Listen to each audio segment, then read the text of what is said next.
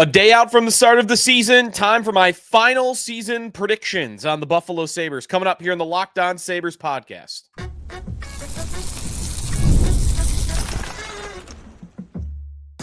Your Locked On Sabres, your daily podcast on the Buffalo Sabres. Part of the Locked On Podcast Network, your team every day.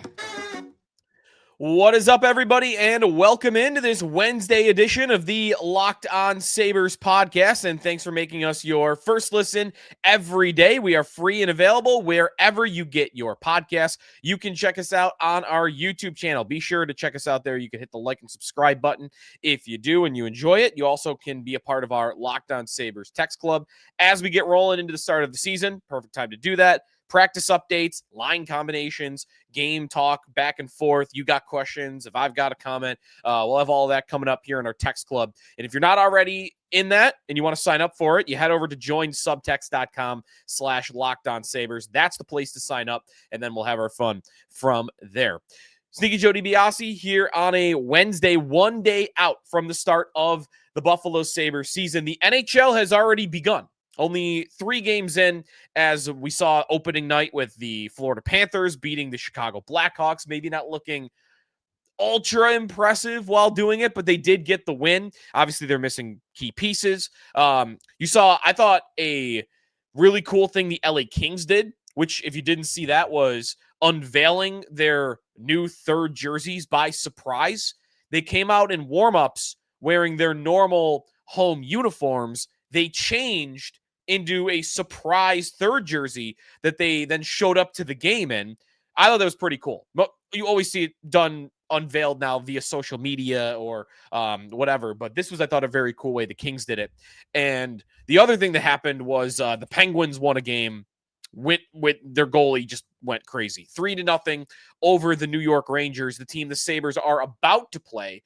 The Rangers, no ability to score goals in this one, although they did have their chances. If you did a little pre-scouting on that game, the Rangers looked to me like the better team. It was pretty even.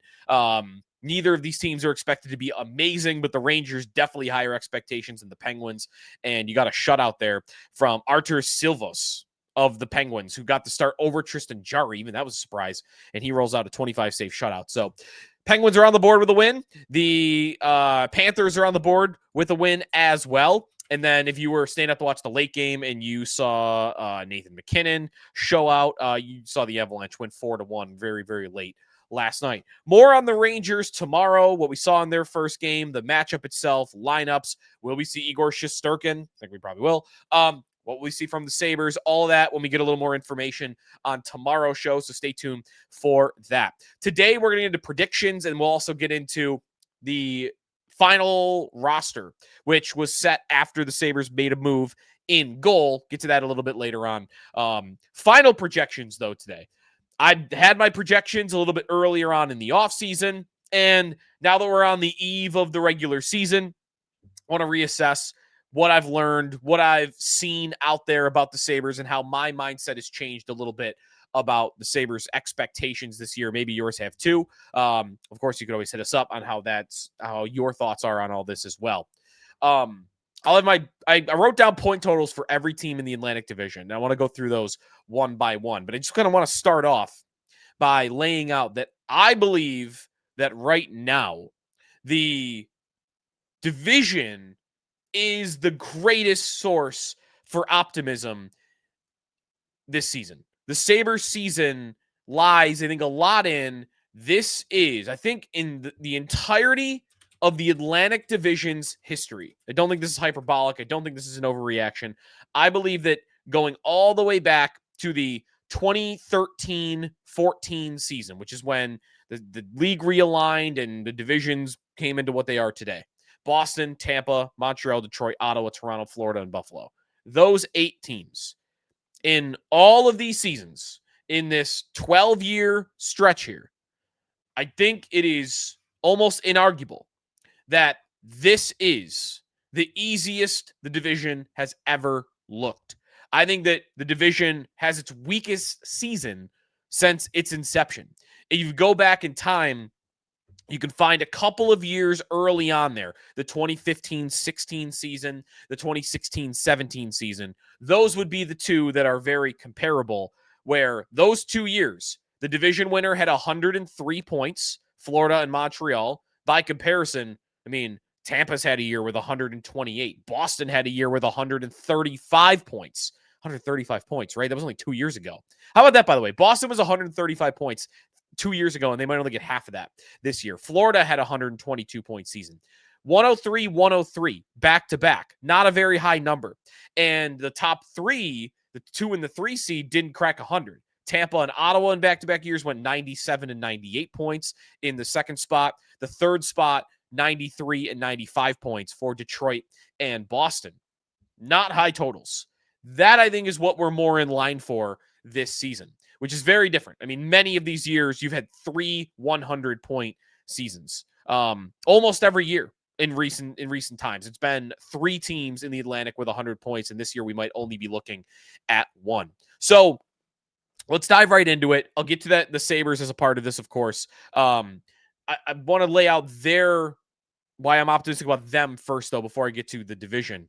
And the best argument I think you have right now about the Sabres and their chances is the blue line is going to be great. That first pair through third pair, they are deep. They are top. They have the top stars at the front of it with Dahlin and Power. They have puck movers. They have size, right? They maybe aren't the most physical defense core in the league, but Dahlin, of course, can push people around and will push people around. He will throw his body around. You've got some physicality up there in the blue line. I think you are seeing some improvement with Michael Kesselring being a part of that. Connor Timmins to a lesser extent. Again, Samuelsson, Timmins, Kesselring, Power. These guys are big. Maybe they're not the most aggressive. Maybe they're not the most physical. You'd hope they're not going to be pushed around, though, and that you could clean up the front of your net with size like that. The forward group is where I'm growing in optimism, with Benson maybe having a big year. I think Jiri Kulich is a pretty easy bet to progress from last year to this year, and maybe that's the easiest of the bets. I've never been a big fan of betting on Jack Quinn to do that, but Jiri Kulich and Josh Norris, it's going to be key, right? Your number 1 and number 2 centermen last season were a rookie and an injured guy. So last season, that's a terrible result if you get those 2 seasons from those 2 guys this year. But between Norris and Kulich, I'm thinking 50 goals between the 2 of them is a minimum expectation from the 2. Now, that's going to have to come with Norris staying healthy, but we actually talked to Josh Norris this morning on WGR Sports Radio 550, and he sounded more hopeful and optimistic that this year he is going to stay healthy than any other season. That every year, the last 3-4 years, he has come into the year with something nagging. He just couldn't get that shoulder right. He couldn't get it right. And that this year had a hard summer, trained all summer. He had the Sabres' new strength and conditioning coach. One of them was along with him, who he had previous experience with when he went home to Michigan during the offseason. So Norris sounds like he's in a very good place. And maybe your best sign of that would be Lindy Ruff had a really hard training camp. And while camp wasn't necessarily where all these guys got injured, Samuelsson got injured in the preseason. You had Luukkonen got re-injured in the preseason. That's goalie anyway.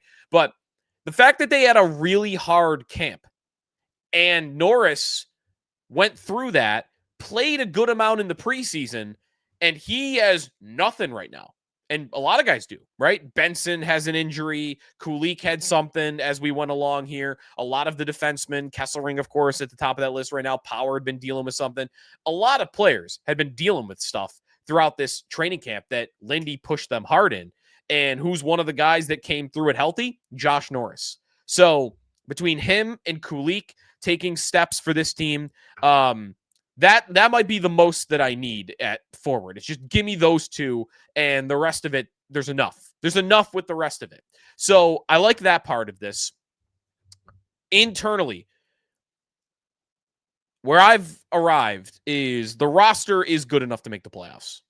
The roster is good enough to make the playoffs. And I was not there a couple of weeks ago. I certainly was not there in July, but see, I've convinced myself, I've talked myself into it. The health of the players right now, you can see it. Like the pick, it is there. This team making it is there. However, I've kind of gone the other way on goaltending. As the days have passed, I liked the Alex Lyon signing. I still do. I liked him taking the job from Ukko-Pekka Luukkonen. I still do, if both are healthy. But when he's kind of on his own here, which is a bit of how it feels because of the Luukkonen injury, which is so up in the air and no idea what that's going to look like, I'm just petrified that a team that otherwise might be good enough to make the playoffs is once again going to get killed by its goaltending. And it's a lot to put on Alex Lyon's shoulders. I think he's a good signing. He was the best available, but it's all to all be on his shoulders, a guy that has still only started 100 games in the National Hockey League. That's not a lot. He is 32 years old, but 100 starts, 43 the career high, a lot of that coming in the last 3 years. I've gone through why I like the signing because a lot of the good numbers do come in the last 3 years. The plan B right now being a guy that I liked over Alex Georgiev in the last week, Colten Ellis. But I guess here's the exercise you want. Step back, put yourself in the shoes of a fan of another team. Look at the Buffalo Sabres. And even give yourself, I really like that. The defense core is awesome. And yeah, I think their forward group is enough. What's their goalie situation? The guy from Detroit that the Red Wings wanted to get better off from. And who's Colten Ellis? Never played in the NHL? That's your goalie tandem? Lyon and a guy who's never played before? Yeah, that's not going to work. If you put yourself in the shoes of another market, that's how you would look at the Buffalo Sabres. And you would say, oh, they're not going to make the playoffs because of goalies. One thing I want to add on that before we get to, I want to get to my projections on the division. I wonder if Kevyn Adams will act any differently than he did 3 seasons ago now, right? 22-23, where they missed the playoffs by 1 point. During that year, for months, the Sabres needed to add a goaltender, and they didn't. They stayed patient, too patient. They cost themselves a playoff spot because they didn't want to go address goalie because they were afraid that Devin Levi was going to leave or not sign with them. What happens this go round? What happens if we get a month into the year, 2 months into the year? We get to December, and it's clear, hey, the team is good. They're not giving up a lot of chances. They are scoring goals, but their goaltenders can't stop anything. And Luukkonen is either banged up or not having the year you want. Maybe he's not even available to you. What do they do then? Because a couple years ago, they preached patience. No, we don't need to do anything. And so many times throughout the playoff drought, there has been no action in the middle of years where clearly there needed to be. What happens this time? Kevyn Adams is in a different stage as general manager. He's on the 18th hole. You need a birdie. You got to birdie this hole. He was on 12, maybe with a one shot back a couple of seasons ago. You act differently, right? This time, hey, bring out the 3-wood. You got to go for the green. So will he make a move if it doesn't go well? He's already made some moves. He's made the smallest of moves you could make. Georgiev on a vet minimum contract, essentially. Colten Ellis, a goalie who's never played in the NHL, as a waiver claim. I like that he's doing something, but these are not like the type of moves that I'm talking about. I'm talking about you trade your first-round pick for an established goaltender that you can get your hands on. I'm talking you trade a star prospect. You trade Noah. You're willing to trade Noah Ostlund in the name of, I need a goalie. I need to make the playoffs. It's the final piece of the puzzle. I'm doing it. And I'm doing it. Whatever. And maybe a guy like that doesn't become available. Linus Ullmark was that idea a couple years ago for Ottawa, and that's worked out wonders for them. It's an amazing trade that has put that whole team together, and it cost them a first-round pick, but it absolutely worked out. Can you find a goalie available in the next 2 months that is of that caliber if this tandem doesn't work out, Lyon and Ellis and Luukkonen's injuries continue. We'll see how that goes, but that's my biggest concern right now, and that's the biggest reason I would keep them out of the playoffs is that I think goaltending might get them killed. When we come back, 1-8 in the division, got my Sabres projection for you. It's a little higher than I've had for them in the past. That's coming up here in the Locked On Sabres podcast. Today's episode of the Locked On Sabres podcast presented by FanDuel Sportsbook. The NFL season is here, and FanDuel has an offer that you don't want to miss, and you could use this for hockey. You got hockey. Tomorrow, Buffalo and New York. Check it out. Sabres are a small underdog in the game. They're at home. The team they just played got shut out in game number 1. Maybe you like the idea of that. So you go over to FanDuel. You can either go to the website, FanDuel.com, or you could download the app. That's the way that I do it. That's the easiest way, I think. Right now, new customers can bet just $5. So you throw your $5 bet in, and if you win, you get $300 in bonus bets. You could look at, you could let that ride on a future. Put that on, you want to go crazy, Sabres to win the division, and, you might not get paid out for a long time, but you get something to root for the entirety of the year. Adds a little bit more juice. Or maybe you want to do that with another team in the Western Conference. Maybe we'll do that in football. But again, first $5 bet if you're a new customer, and if you win it, you get $300 in bonus bets to use all across the app on anything that you're looking for. So what are you waiting for? Visit FanDuel.com, download the FanDuel app today, and get started with FanDuel Sportsbook. Sneaky Joe DiBiase back here on the Locked On Sabres podcast, one day away from Sabres and Rangers. All right. Atlantic Division preview or projections, my final projections. I wrote down point totals to put it on paper. What I think is going to happen this year in this division. And I'm going to put my money where my mouth is. I am absolutely projecting that the division is coming down. I'll start with a bold prediction. I actually bet this team to win the division at a plus 800 bet. Plus 800. I am going with the Ottawa Senators to win the Atlantic Divisions here. Gasp, right? Ottawa. They are not the favorite. They are very rarely being picked to win the division, but let me make my case for you.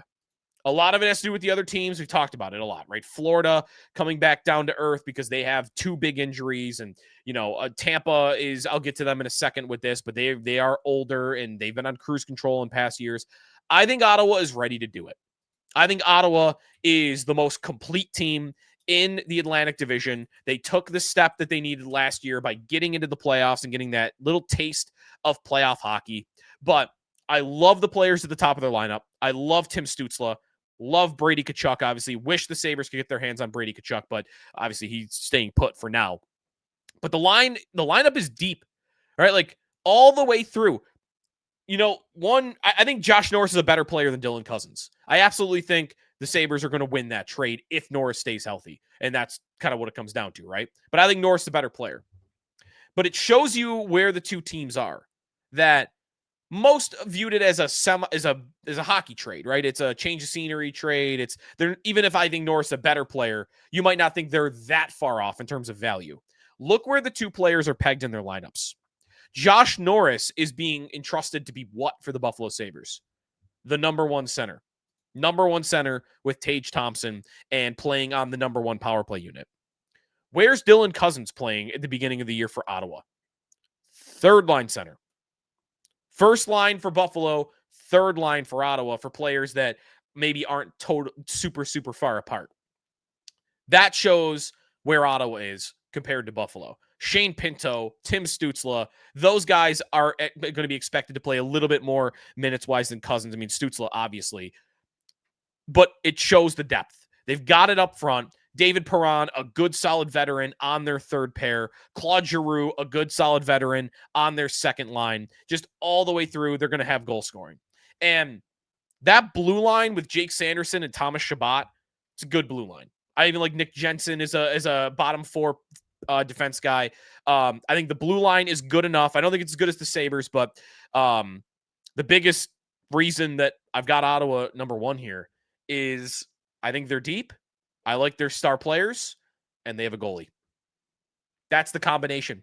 Deep, goalie, stars. I don't think there's another team in the league that can say that today about this season.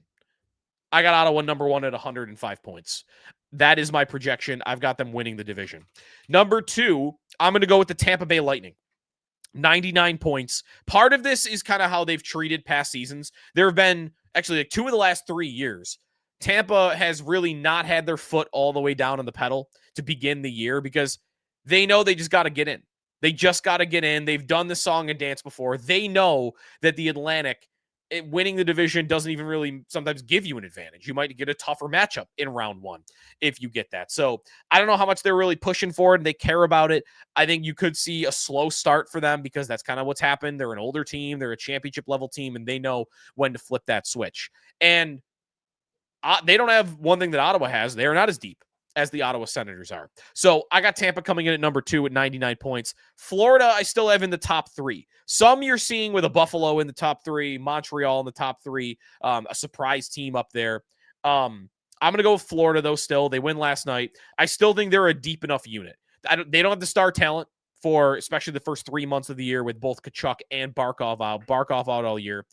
I think, though, they're deep enough to overcome those injuries. So I've got them at 95 points. I think Anton Lundell is a baby Barkov. Not as good, but he could play that role. They had a guy in Lundell ready to step in for Barkov.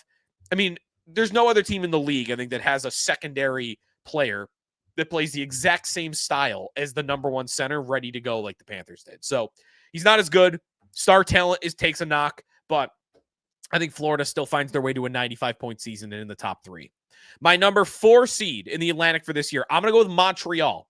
Everything to me in Montreal just a little bit better than what we currently have here in Buffalo. So I've been a little bullish on Montreal in the last couple of weeks. Love the Noah Dobson trade in the offseason for them.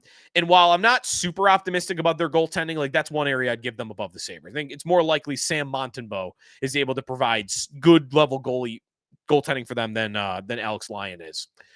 Number 5, Toronto. Been consistent in this, been on the record, and Toronto takes a step back this year. Bad analytical numbers last year.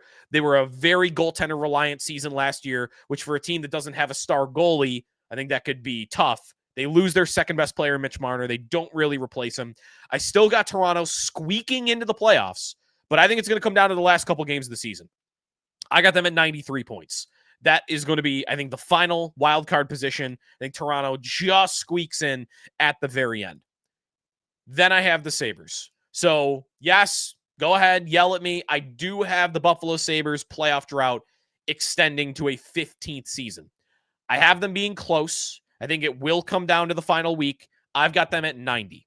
And 90 to 95 is about the range that you're currently seeing for them almost everywhere projected. And what does 90 points mean to me? It means you have like a 40 to 45% chance to make the playoffs. And right now, I don't think that's crazy. 40 to 45, I'd take that right now. Like that gives me a real chance. So 90 points for all the reasons we've talked about throughout the summer or in the first segment of today's show. I got the Sabres being close, but just out.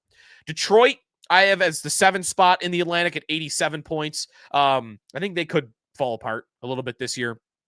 And the more I look at John Gibson, the more I think I'd rather have him than Alex Lyon. Don't get me wrong. But I wonder how that's going to go for them in Detroit. And then finally, Boston's going to be terrible. 72 points. Well below everybody else. Like that's the worst team in the division.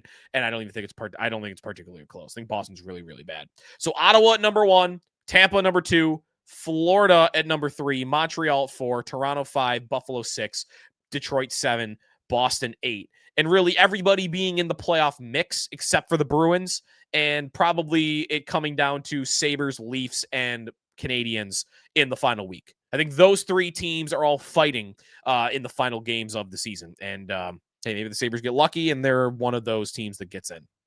That's where I'm at. All right. When we come back, quick thought on Alex Georgiev being waived, what it means, where he's going, the goalie setup, and some New Jersey numbers I want to talk about coming up here on the Locked On Sabres podcast. Today's episode of Locked On Sabres is presented by Indeed. You just realized that your business needed to hire somebody yesterday. Well, how can you find amazing candidates fast? Easy. Just use Indeed. When it comes to hiring, Indeed's all you need. Stop struggling to get your job post seen on other sites. Indeed sponsored jobs puts your post at the top of the page and help you reach the right candidates faster. If you've been in that spot where you need the right hire like yesterday, that the pressure is on. Every day without the right person is a setback. That's exactly when Indeed sponsored jobs comes in handy. They make sure that your post is seen by the right candidates right now. Now you can speed up that hiring process with a $75 sponsored job credit. Just go to Indeed.com/lockedon right now and support our show by saying that you heard about Indeed on this podcast. Terms and conditions apply. Hiring, Indeed is all you need. All right, wrapping things up here in the Locked On Sabres podcast with some housekeeping in net. So tomorrow, I haven't seen this confirmed, but I can't imagine that it's not going to be Alex Lyon starting in goal for the Buffalo Sabres. It would be a lot, I think, for Colten Ellis to have showed up this week and go right into the net. Not that he didn't play preseason games in St. Louis, just I think you might want to get him more acclimated before you throw him in. The question might be, when does he play? Because right now he's the number 2. Alex Gorgiev placed on waivers. He is being sent to Rochester. At least that's the expectation. I wonder if he will report to Rochester. I think he probably will, but I guess you never know. Guy that's been in the NHL for this long now, consistently, what does he want to do? He could maybe try to get his contract terminated so he can go to Europe. Like, I don't know. I don't know what's going to happen with him, but most likely he's going to go to Rochester and split time with Devin Levi. Where could Carter Ellis or Colten Ellis come in and play? They don't have a back-to-back for weeks. In fact, that would be the 9th game of the year. The Friday, Saturday, home and home with Toronto. So would you get him a start before then? I think you probably would want to. So it'll be interesting. They go Thursday, Saturday, Monday in the next week here. Thursday against New York, Saturday against Boston, Monday against Colorado. I think you don't want to really mess around, though. Like, I think you play Lyon in the opening game and you see how it goes. If it goes well, you play him again. If it goes well, you play him again. And you just do that. You do that until it stops. You see, if Lyon earns playing the first 8 games of the year, well, then you do that. You start Alex Lyon for the first 8 games of the season, and you don't force Ellis in. That's what I would do, at least. And if he has an off night, all right, then you go to Colten Ellis and you throw him in there. And of course, that's all assuming the Luukkonen doesn't get back by then, but we have no idea. So Gorgiev on waivers. Just want to say really quick, I don't think anything they did with Gorgiev was a misstep or a failure. They took a shot. They took a swing. It's going to cost them nothing against the cap. He just goes to Rochester. And if that was always the downside, I think you're perfectly fine to do that. So I'm glad they signed him still. They got him into a couple of preseason games. You get a look at a guy who's been in the NHL for a long time, has had some good years, see if he can take a step back to what he used to be. And okay, he didn't. So what was really the downside of doing that in the first place? Nothing, which is why I'm glad they took the swing. And very lastly here on the show, because this actually just happened while we were doing the podcast, Jack Eichel signed an extension in Vegas. 8 years, $13.5 million with the Golden Knights. I think he did a terrible job on that contract. 8 years, $13.5 million. He is going to be grossly underpaid within a couple of years. The cap's going up, and he just signed a contract like the cap isn't going up. I think McDavid really did some damage to players by doing what he did. Or just NHL players, just business-wise, are nowhere near as good at this as NFL players are, baseball players are, NBA players are. It's the one sport where the players just, for some reason, they don't push for what they're worth. And I guess you could say that's good for their teams, and you could always frame it that way, but I always have a hard time not thinking about how billionaire owners are the ones that are getting the payoff on that, and not the players. Anyways, that's going to do it for us today here on the Locked On Sabres podcast. This was our last show of the offseason. I mean, tomorrow we are going to be talking to you on a game day. So that's fun. Thanks for listening throughout the off season. I know there could be some dog days this summer. If you stick with us all the way through it, always appreciate our listeners and getting us through the start of the year. So let's have some fun and let's make the playoffs. Let's do this show and do it when we're in a playoff period. That's the goal for the year. All right. Talk to you tomorrow in the Locked On Sabres podcast, part of the Locked On Podcast Network, your team every day.